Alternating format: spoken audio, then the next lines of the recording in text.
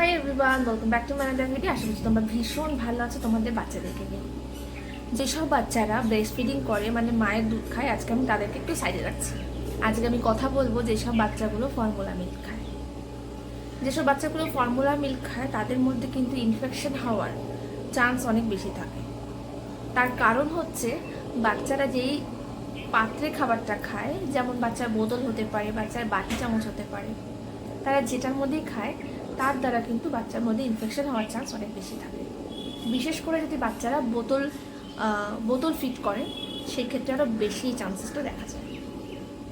বাচ্চা খাবার পরে বোতল কিন্তু ফুটন্ত গরম জলে বোতলটা দিয়ে ফোটাতে হয়। তার থেকেও ভালো হয় যদি ফুটন্ত জলে যে বাষ্পটা বের হয় তার উপরে যদি বোতলটাকে ধরা হয়, সেটার কাজ কিন্তু আরও বেশি করে।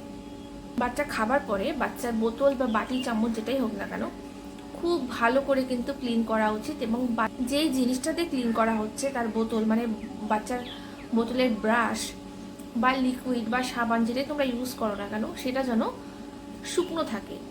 সেই জিনিসগুলো, মানে যেমন ব্রাশ, সাবান, এগুলো যেন কখনো ভেজা না থাকে। যদি ভেজা থাকে তাহলে কিন্তু তার মধ্যে ব্যাকটেরিয়া উৎপন্ন হয়, আর তার থেকে কিন্তু ইনফেকশন হওয়ার চান্স অনেক বেশি থাকে। এই যদি বাটি চামচে খায়, সেটাও খুব ভালো করে কিন্তু ওয়াশ করতে হবে। তারপরে কিন্তু একটু গরম জল দিয়ে ধুয়ে নিতে হবে।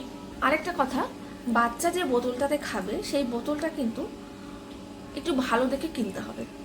বাজারে কিন্তু 50 টাকা দিয়েও বাচ্চাদের বোতল পাওয়া যায়, সেগুলো কিন্তু একেবারেই সেফ না কোনো বাচ্চার জন্য। বাচ্চার বোতল যেন বিপিএ ফ্রি হয় সেটা কিন্তু দেখে নিতে হবে। আর একটা ভালো ব্র্যান্ডের বোতল তোমাদের ইউজ করতে হবে, তাহলে কিন্তু অনেকটাই সেফ হবে। যাই হোক, এরকম ছোটো বড়ো ইনফরমেশন পেতে আমার পেজটিকে তোমরা ফলো করে রাখতে পারো, কারণ আমার পেজে এরকম বাচ্চা এবং মাদের নিয়ে কিন্তু ইনফরমেশন দেওয়া হয়।